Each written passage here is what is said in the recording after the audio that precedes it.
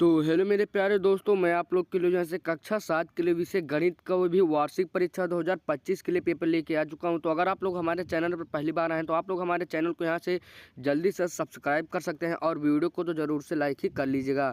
तो चलिए यहाँ से हम लोग पेपर को जो है हल करने स्टार्ट करते हैं। तो अगर आप लोग चैनल पर पहली बार आए तो यार आप लोग चैनल को जरूर सब्सक्राइब कर लीजिएगा और अपने दोस्तों तक इसे शेयर भी जरूर से कर दीजिएगा ताकि आपके दोस्त भी हमारे साथ जुड़ सके। तो यहाँ पर हम लोग को समय यहाँ पर लगभग 3 घंटे का मिला हुआ है और यहाँ पर पूर्णांक हमारा यहाँ पर 80 का होने वाला है। और यहाँ से हमारा पेपर कोड है ES यहाँ पर है पेपर कोड, आप लोग यहाँ पर देख सकते हैं। तो सबसे पहले यहाँ पर हम लोग को एक निर्देश दिए गए हैं। निर्देश में सबसे यहाँ पर पहला जो यहाँ पर निर्देश दिया गया है, कह रहा है सभी प्रश्न के उत्तर दीजिए। तो यानी यहाँ पर आप लोग को जितने भी प्रश्न दिए गए हैं उन सभी प्रश्नों को यहाँ पर आपको यहाँ पर हल करना होगा। जिसमें हमारा खंड आ में यहाँ पर हमारा वस्तुनिष्ठ प्रश्न 10 अंक का यहाँ पर हमारा यहाँ पर लगभग 10 वस्तुनिष्ठ प्रश्न यानी बहुविकल्पीय प्रश्न दिए गए हैं, जिसका यहाँ पर 4 विकल्प दिए गए और कोई एक विकल्प यहाँ पर सही हो जाएगा। तो यहाँ पर हमारा इसमें हमारा सबसे यहाँ से जो पहला वाला यहाँ पर हमारा जो यहाँ पर पहला प्रश्न कह रहा है, पहला प्रश्न कह रहा है 0.5 का वर्ग कितना होगा। तो 0.5 गुणे 0.5 करेंगे तो यहाँ पर 0.25 यहाँ पर सही विकल्प हो जाएगा। उसके बाद यहाँ से हमारा दूसरा प्रश्न कह रहा है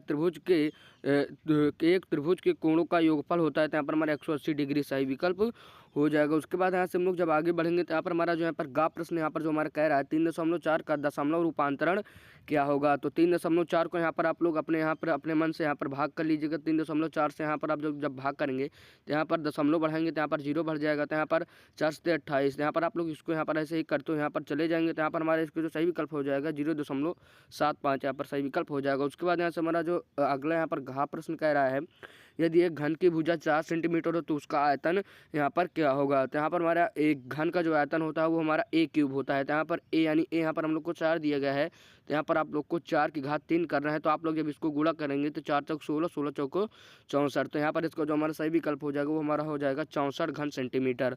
उसके बाद यहाँ से हमारा जो पाँचवा यहाँ पर प्रश्न दिया गया वो कह रहा है 5 का वर्गमूल यहाँ पर क्या होगा। तो यानी यहाँ पर वर्ग का मतलब होता है कि आप लोग उसको दो बार उसी अंक से गुणा कर दीजिए और वर्गमूल का मतलब होता है कि उसको यहाँ पर अंडर रूट में कर दीजिए। तो इसमें हमारा डी वाला विकल्प सही हो जाएगा। उसके बाद यहाँ से हमारा 4 प्रश्न कह रहा है निम्नलिखित में से कौन सा संख्या 2 व 3 से विभाज्य है। तो यानी यहाँ पर हम लोग को ये कह रहा है कि ऐसी यहाँ पर कौन सी संख्या है जिसमें हम चाहे 2 से भाग दें चाहे 3 से तो वो आराम से विभाज्य हो जाएगी। तो यहाँ पर मान लीजिए हम 12 लेते हैं तो 2 से 12 भी विभाज्य है और 3 से भी है। तो यहाँ पर ऐसा कोई और संख्या नहीं है जो यहाँ से 2 और 3 से विभाज्य है। तो यहाँ पर हमारा ए वाला विकल्प 12 सही विकल्प हो जाएगा। उसके बाद यहाँ से हम लोग आगे बढ़ेंगे तो यहाँ पर हमारा अगर अगला प्रश्न कह रहा है 2 किलोमीटर में कितने मीटर होते हैं। तो यहाँ पर हमारा इसका तीसरा विकल्प 2000 हो जाएगा। उसके बाद यहाँ से हमारा अगला प्रश्न कह रहा है कि वृत्त की परिधि का सूत्र यहाँ पर क्या होता है। तो यहाँ पर हमारा 2πr सही विकल्प यहाँ पर हो जाएगा। उसके बाद यहाँ से हमारा अगला प्रश्न कह रहा है 1 मीटर में कितने सेंटीमीटर होते हैं। तो यहाँ पर जो इसका हमारा सही विकल्प हो जाएगा वो हमारा यहाँ पर 100 सेंटीमीटर यहाँ पर सही विकल्प हो जाएगा। उसके बाद यहाँ से हमारा अगला प्रश्न कह रहा है 7 का घन कितना होगा।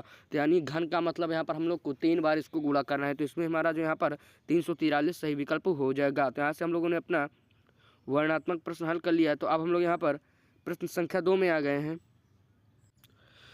तो प्रश्न संख्या 2 में यहाँ पर हम लोग को यहाँ पर इसको प्रश्न को यहाँ पर लगाना होगा, जिसमें हमारा पहला प्रश्न कह रहा है 12 और 18 का महत्तम समापवर्तक। यानी यहाँ पर आप लोग को इसका HCF यहाँ पर निकालना होगा, जो कि हमारा बहुत ही सरल होता है। तो यहाँ से आप लोग इसको यहाँ पर निकाल लीजिएगा। तो इसमें हमारा उसके बाद यहाँ से हमारा खा प्रश्न कह रहा है 0.7 को भिन्न के रूप में लिखे और इसको सबसे छोटे रूप में भी सरल कीजिए। 0.75 को यहाँ पर आप लोग जब लिखेंगे तो यहाँ पर आप लोग को बटे 1 लगाएंगे, यहाँ पर दशमलव हटाकर डबल 0 बढ़ा देंगे, उसके बाद 5 से काटेंगे, उसके बाद इसको भी 5 से काट देंगे तो यहाँ पर इसको आपको सरलतम रूप मिल जाएगा। उसके बाद यहाँ से हमारा अगला प्रश्न कह रहा है किसी संख्याओं के लिए औसत निकालने का सूत्र यहाँ पर हमारा कह रहा है 10, 15, 20 और 25 का औसत ज्ञात कीजिए। यहाँ पर 10, 15, 20 और 25 को जोड़कर यहाँ पर जितनी भी संख्याएं हैं बटे 4 कर दीजिएगा। तो यहाँ पर आप लोग को इसका औसत मान यहाँ पर आप लोग को प्राप्त हो जाएगा। उसके बाद यहाँ से हमारा अगला प्रश्न कह रहा है 5 के वर्ग और 7 के वर्ग का योगफल थे। 5 का वर्ग 5 × 25 और 7 × 7 49। तो यहाँ पर आप लोग को 25 और यहाँ पर 49 को जोड़ लेना है। तो यहाँ पर हमारा जो उत्तर आ जाएगा 9, 5, 14 की 4 हासिल है 1,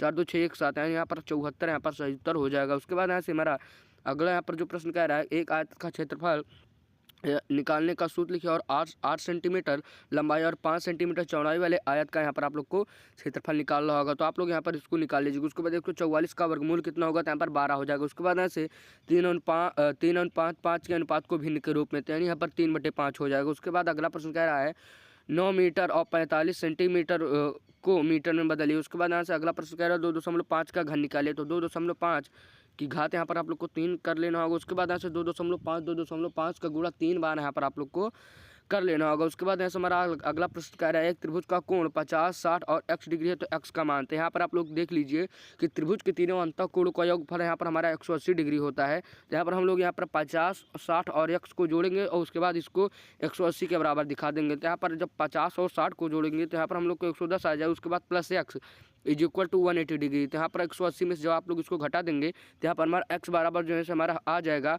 वो हमारा 70 डिग्री यहाँ पर सही उत्तर आ जाएगा। तो आशा करता हूँ कि आप लोग को वीडियो पसंद आई। अगर वीडियो पसंद आई हो तो आप लोग हमारे चैनल को सब्सक्राइब कर सकते हैं और वीडियो को जरूर से लाइक कर लीजिएगा। तो चलिए मैं मिलूंगा एक और वीडियो में, तब तक के लिए जय हिंद, वंदे मातरम।